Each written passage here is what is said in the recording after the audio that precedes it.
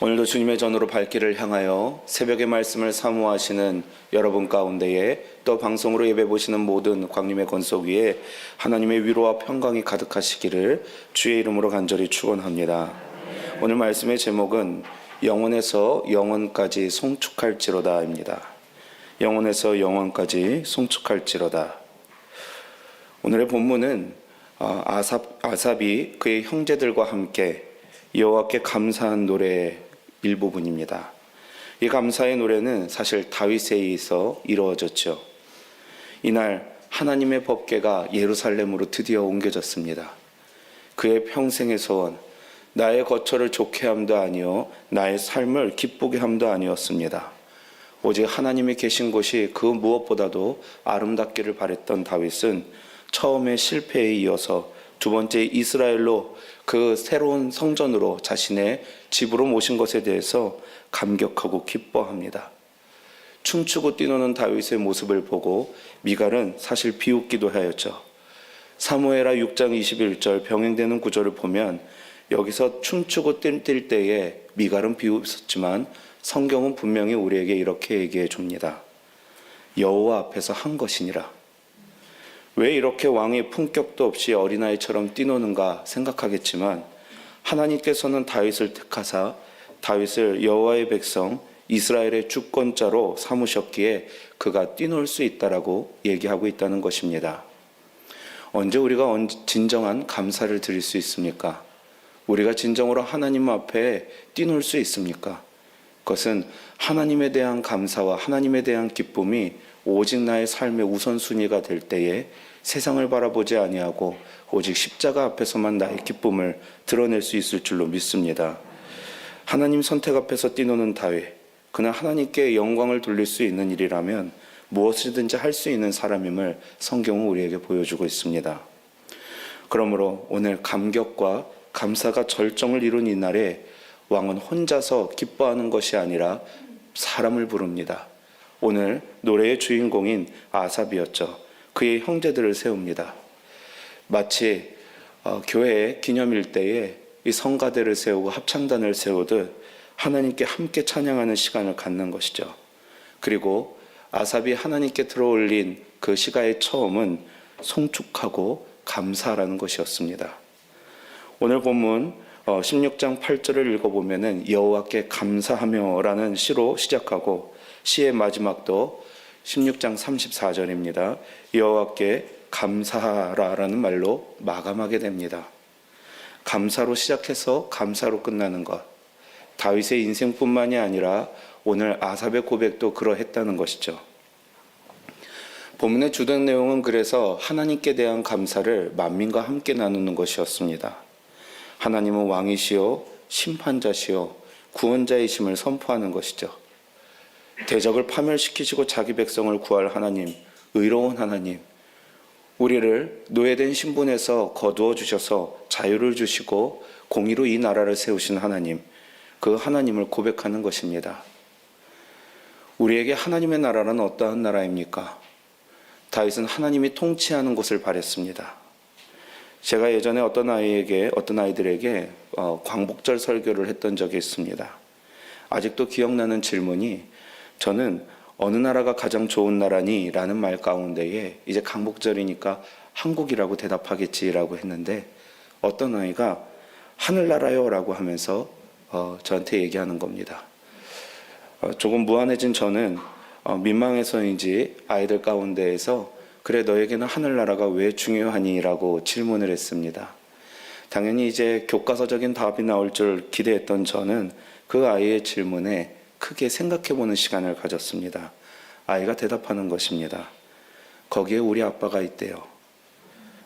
하나님 나라는 단순히 가야 되는 나라가 아니라 하늘나라는 우리가 단순히 바라야 하는 곳이 아닙니다.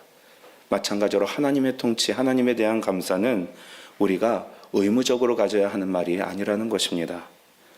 여러분 모두가 하늘나라의 자녀를 소망하시는 줄 압니다. 어떠한 분도 하나님 나라에 대한 목표 없이 신앙생활 하시는 분은 없겠죠. 그러나 오늘 우리가 과연 이 아이만큼이나 하나님께 감사하며 하나님 나라를 바라며 하나님의 통치를 내 삶에 이루어지기를 바라고 있는가? 우리는 반드시 생각해 봐야 할 줄로 믿습니다. 하나님은 만물을 분명 기뻐하게 하시고 두려움에 떨게도 하시지만 영원부터 영원까지 그 처소를 마련하시고 우리를 부르시는 분인 줄로 믿습니다.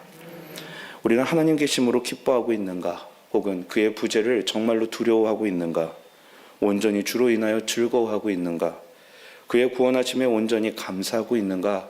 우리의 삶에 진정한 감사가 넘쳐나고 있는가? 그렇게 오늘 아삽은 감사로 시작하여서 감사로 끝맺는 노래를 우리에게 들려주고 있습니다. 그 주님을 어떻게 감사해야 되고 또 어떻게 함께해야 하는지 오늘 말씀을 통해 나눌 때에 저와 여러분의 은혜와 도전이 되는 시간이 되시기를 주님의 이름으로 간절히 축원합니다. 첫 번째 말씀입니다. 알리라는 것입니다. 알리라는 것입니다. 하나님의 일을 경험해 본 사람은 분명히 알고 있습니다.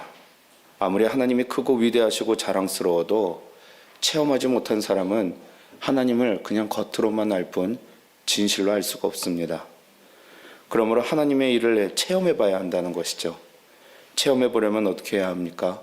어떤 분은 성경을 읽어야 한다고 하고 어떤 분은 예배를 드려야 한다고 합니다. 물론 맞는 것이지만 하나님의 이름, 하나님께서 우리에게 주신 유일한 이름 예수 그리스도를 전할 때에 우리가 진정으로 하나님을 체험하게 되는 귀한 역사를 체험하게 될 줄로 믿습니다. 오늘 9절 말씀을 볼 때에 그의 모든 기사를 전할지어다 라고 얘기합니다. 하나님이 우리에게 행하신 그 기적과 기사를 세상에 알리라는 것입니다. 우리가 감사해야 될 제일 먼저 할 일은 바로 이것입니다. 하나님을 전하는 것입니다. 예수 그리스도께서 가장 큰 사역의 첫 번째로 삼으신 것은 선포하시는 것이었습니다. 그러므로 너희는 회개하라. 왜냐하면 하나님의 나라가 가까이 왔기 때문이다. 예배를 통해서 사람들은 비로소 하나님의 나라가 가까이 온 줄 알게 됩니다. 장래가 많이 생겨나는 요즘인 것 같습니다. 집례할 때마다 느끼는 것은 삶의 유한함을 느끼게 됩니다. 어떠한 연세로 소천하셨든지 사람의 죽음은 늘 우리에게 허망함을 느끼게 합니다. 어떤 자녀에게도 그 자녀가 젊었을 때나 나이가 들었을 때나 부모님의 부재는 그에게 참 허망함을 느끼게 한다는 것이죠. 그래서 믿는 자들에게나 믿지 않는 자들에게나 슬픔은 늘 동일하게 임하게 됩니다. 그러나 장래의 예식이 진행됨에 따라서 감사의 내용이 달라집니다. 자녀들에게는, 믿지 않는 자녀들에게는 늘 슬픔이 있습니다. 절망이 있습니다. 그 자녀들을 위로할 수 있는 것이 아무것도 없습니다. 그런데 하나님의 심판을 알고 하나님의 심판을 알리는 우리들에게 있어서 하나님의 나라가 이제 우리에게도 올 것이다. 우리의 차례도 있다라고 얘기할 때에 그들은 소망으로서 오늘 부모님의 부재를 바라는 것이 아니라 함께 만날 수 있는 소망으로 자신을 채우게 되는 것을 보게 되더라는 것이죠. 학창시절 시험 볼 때를 생각하면요, 잘 준비된 자들과 준비되지 않은 이들을 쉽게 구분할 수 있습니다. 시험 시간이 다가올수록 준비한 것을 차분하게 해나가는 모습을 보면은 이 친구는 준비한 친구구나 하는 생각이 듭니다. 그런데 안절부절하면서 시계만을 쳐다보고 있는 사람이 있습니다. 그런 친구는 준비가 되어 있지 않구나라고 생각한다는 것이죠. 하나님의 정답이, 하나님의 그 감사의 내용이 우리에게 진실로 얻게 되면 우리는 시간이 가면 갈수록 우리의 삶에서 신뢰와 염려와 또 불안을 가지게 됩니다. 오직 하나님의 음성을 가진 사람들이야말로, 그 음성을 체험한 이야말로, 또 하나님의 이름을 전해본 이야말로 그 가운데에서 소망을 가질 수 있게 되더라는 것이죠. 그래서 우리는 전할 때에 소망을 갖게 되고 기뻐하게 됩니다. 우리가 심판을 두려워하게 되는 것이 아니라 도리어 거기서 구원받을 상을 알고 기뻐하게 된다는 것이죠. 오늘 우리가 왜 알려야 합니까? 왜 감사해야 합니까? 다윗은 자신의 삶에 있어서 가장 큰 소망을 하나님 알리는 것에 두고 하나님께 묻는 것에 두었습니다. 그것이 가장 큰 힘이요, 가장 큰 길이요, 열쇠였던 것을 깨달았기 때문입니다. 요한복음 14장 6절 말씀이죠. 예수께서 이르시되 내가 곧 길이요 진리요 생명이니 나로 말미암지 않고는 아버지께로 올 자가 없느니라. 하나님 앞에 고백하고 노래함으로써 우리는 비로소 하나님께 감사함으로 하나님의 회개로 들어가는 소망을 얻게 됩니다. 이것이 하나님 자녀의 큰 힘입니다. 그 가운데 우리는 세상의 하나님이 아닌 오직 세상을 지으신 하나님을 우리 손에 능력과 소망으로서 가지게 된다는 것입니다. 우리가 생각하는 변화는 내가 중심이 되기에 참 한정적이 됩니다. 그래서 감사를 그저 내 중심에서 감사하게 되다 보면은 모습을 바꾸고 외형적인 것을 바꾸는 것에 끝나게 됩니다. 한번 새가족반에서 이웃의 신앙생활을 하시니까 새로운 마음과 태도를 가져야 한다라고 말했답니다. 다음 주에 봤더니 그 새가족분들이 일제히 다 새 옷을 입고 머리를 새로 하고 오셨다는 것이죠. 자신의 변화라는 것, 감사로 변화하는 삶이 자신이라는 한계를 넘지 못할 때에 우리는 온전한 감사의 삶에 들어가지 못합니다. 그래서 오늘 아삽은 하나님을 향하게 될 때 일어날 진정한 변화를 우리에게 알려줍니다.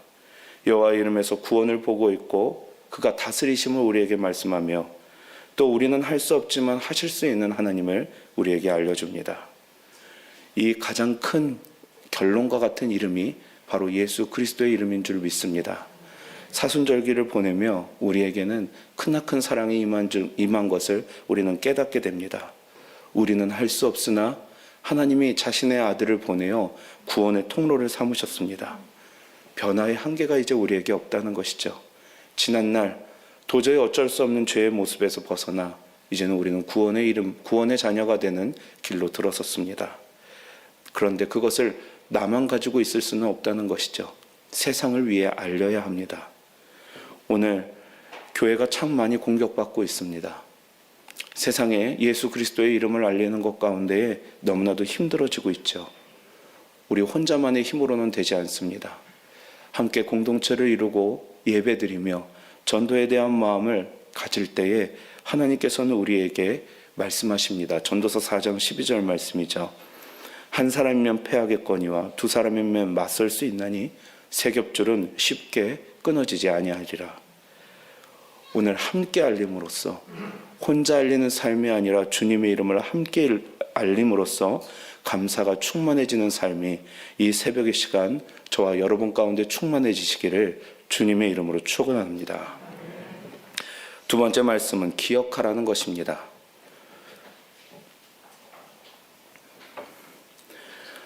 여호와께 감사하면서 하나님의 백성이 해야 할 일은 두 번째로 기억하는 것입니다. 기억해 주는 것만큼 소망과 위로가 되는 것은 없습니다. 어떠한 이도 사랑한다라고 얘기했었을 때 그 사람의 것을 기억하지 못한다고 한다면 그 사랑은 참된 것일 리가 없죠. 가정에서 가장 지켜야 될 절기가 있습니다. 결혼기념일과 아내의 생신입니다. 우리 모두에게 그것은 반드시 지켜야 되고 기억해야 될 날이라는 것이죠. 그런데 오늘 말씀에서도 이러한 말씀이 있습니다. 12절과 13절입니다. 이스라엘의 후손 곧 택하신 야곱의 자손 너희는 그의 행하신 기사와 그의 이적과 그의 입의 법도를 기억할지어다. 그냥 법도가 아니라 기사와 이적 그리고 입의 법도를 기억하라는 것입니다. 언약을 기억하라고 합니다. 언약은 하나님께서 우리에게 대대로 말씀하신 명령이죠. 그것을 말씀으로써 하셨습니다. 우리에게는 지나갈 수 있는 말이 있고 지나치지 말아야 되는 말이 있습니다. 오늘 아브라함에게 하시고 이삭에게 야곱에게 내려왔다가 모세를 통하여 관계를 맺고 계신 하나님께서는 이스라엘에게 내가 말한 그 모든 것을 너희가 지켜 행할 것을 분부하고 계시다는 것입니다. 언약을 맺으시고 가나안 땅을 주시라는 언약은 하나님께서 이행하신 것과 마찬가지입니다. 그리고 이 기억하라는 것의 가장 중요한 것은 내가 너희를 보호하겠다라는 것입니다. 너희가 나의 언약을 지킬 때에 내가 너희를 사랑하겠다라는 조건적인 표현이 아니라 내가 사랑하기에 너희에게 언약을 주었기 때문에 너희들은 반드시 이것을 지켜야 한다라고 당부하고 있는 것이죠. 단지 가정의 평화를 위해서 우리는 기억하고 지키는 것이 아니라 우리의 삶의 근원이 되시는 하나님을 우리가 함께하기 위하여 기억하고 지키는 삶을 가져야 할 줄로 믿습니다. 그래서 아삽은 오늘 하나님의 언약을 지키기 위해 평생을 살아왔던 다윗과 함께 하나님을 기억하라고 찬송하고 있습니다. 여호와께 감사하면서도 하나님의 법도를 지키지 아니하면 그 모든 것이 우리에게 무로 돌아간다는 것을 알리고 싶어 했던 것이죠. 오늘 여러분의 삶에 하나님은 얼마나 기억되고 있습니까? 기억의 자리를 만드시기 바랍니다. 기도하는 것 가운데에 하나님과 함께 기억하실 수 있는 저와 여러분의 삶이 되기를 바랍니다. 오늘도 자녀에게 그 기억하는 하나님에 물려주시며 신앙의 유산을 만드실 수 있는 복된 가정 되시기를 주님의 이름으로 축원합니다. 마지막 말씀입니다. 예배하라는 것입니다. 감사의 마음으로 영광을 돌리는 마지막 단계는 여호와 하나님께 예배하는 것입니다. 오늘 28절에서 29절 말씀입니다. 여러 나라의 종족들아 영광과 권능을 여호와께 돌릴지어다. 여호와께 돌릴지어다. 여호와의 이름에 합당한 영광을 그에게 돌릴지어다. 여호와의 영광을 돌리라고 계속 반복되어서 우리에게 알려주고 있습니다. 영어로 예배는 worship이라는 말을 사용하는데 이게 그 고전의 말에는 앵글로색스너의 월스스카이퍼라는 말에서 나옵니다. 그런데 그 유래한 것이 월스와 ship, 즉 모모에게 가치를 돌리다라는 복합명사라는 것이죠. 그러니까 여호와께 합당한 예배를 드린다라는 것은 합당한 영광과 가치를 주님께 돌리라는 의미가 됩니다. 오늘 고백과도 같죠. 영광과 권능을 여호와께 돌리라는 것입니다. 예배를 받을 만한 분이라는 것을 내 삶에서 고백하라는 것이죠.